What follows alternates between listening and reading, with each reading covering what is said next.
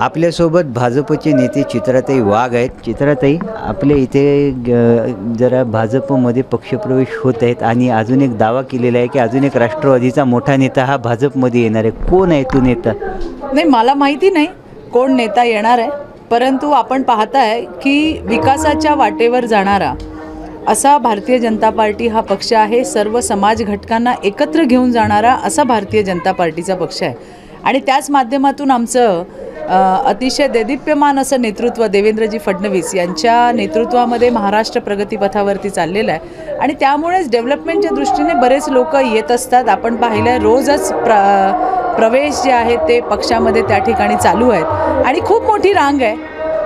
म्हणजे तुम्ही एक म्हणत असाल तर जे आम्ही ऐकतो त्या मानाने तर फार मोठी रांग आहे। त्यामुळे येणाऱ्या दिवसामध्ये आपल्याला कळेलच की कोण कोण पक्षामध्ये येत आहे ते आणि बघूयात कोण कोण येत आहे। एकंदरीत पाहिलं तर सध्या भाजपमध्ये जे आहे ते पक्ष विस्तार फार मोठ्या पद्धतीने होत आहे। तर त्यात दुसरी गोष्ट अशी आहे की नितेश राणे जे आहेत ते राणे त्यांनी असं एक वक्तव्य केलेलं आहे की माझा बॉस सागर बंगल्यावर बसतो। हे आधी पहिलं वक्तव्य।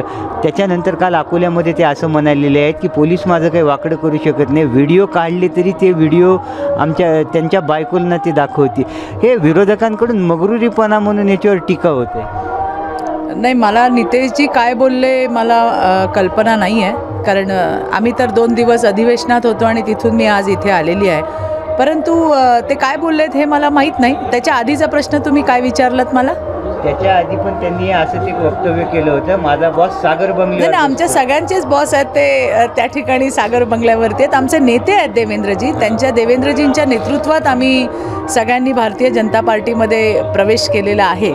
पण बाकी काही वक्तव्य काय त्यांनी केलं असेल मला खरोखर काही कल्पना नाही आहे। राज ठाकरे आणि आशिष शेलार यांची 1 घंटा भेट झालेली आहे। महायुतीमध्ये राज ठाकरे सामील होणार आहेत का? तुम्हाला काही कल्पना आहे का? मला वाटतं परवा यावरती देवेंद्रजींनी खुलासा केला आहे की येणाऱ्या दिवसामध्ये कळेल मनसे आणि भाजपची युती होते किंवा नाही। ते कुणासोबत युती होते, कुणाला सोबत घ्यायचं हे ठरवण्याचे सगळे अधिकार हे पक्षांच्या अध्यक्षांचे असतात।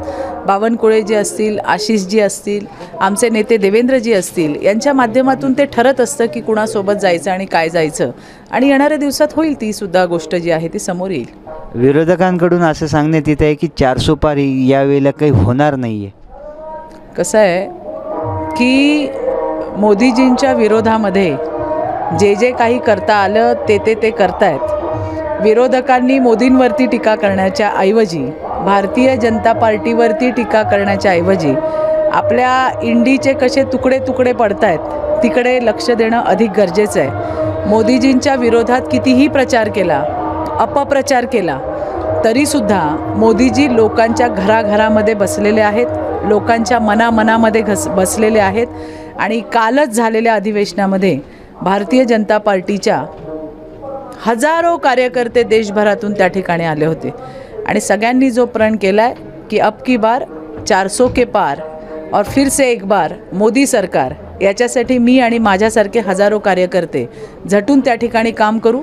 महाराष्ट्रातून सुद्धा 48 पैकी 45 जागा या मोदींकडे त्या ठिकाणी दिल्लीला पाठवायच्या आहेत, मोदीजींचे हात बळकट करायचे आहेत असा प्रण आमचे प्रदेशाध्यक्ष बावनकुळेजी आणि आम्ही सगळ्या टीमने घेतलेला आहे आणि त्याच अनुषंगाने विविध कार्यक्रम होत आहेत, लोकांपर्यंत आम्ही पोहोचतोय। आज मला आनंद आहे की आज मी या ठिकाणी रातोळीकरांच्या कार्यक्रमाला आली आहे आणि आमचा पक्ष हा राजनीतीसाठी नाही तर राष्ट्रनीतीसाठी काम करतो, समाजसेवेसाठी काम करतो, लोकांसाठी काम करतो।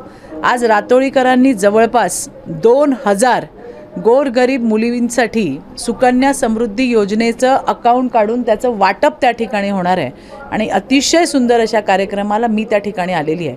मला मनापासूनचा आनंद आहे की या 2000 मुलींचं भविष्य सिक्युअर करायचं काम हे रातोळीकरांच्या माध्यमातून, भारतीय जनता पार्टीच्या माध्यमातून त्या ठिकाणी होतं आहे। रातोळीकरांसारखेच आमचे इतर लोकप्रतिनिधी, आमचे इतर नेते हे विविध प्रकारे लोकांसाठी काम करत असतात, समाजकार्य त्या ठिकाणी करत असतात आणि त्याचंच उत्तर जे आहे ते त्या ठिकाणी आपल्याला येणाऱ्या निवडणुकीमध्ये दिसल्याशिवाय राहणार नाही। या होत्या भाजपच्या नेत्या चित्राताई वाघ ज्यांनी आताच आपल्यासोबत बातचीत केलेली आहे। कॅमेरा पर्सन पुरुषोत्तम जोशीसह अभिषेक एकबोटे, एबीपी माझा, नांदेड। एबीपी माझा, उघडा डोळे बघा नीट।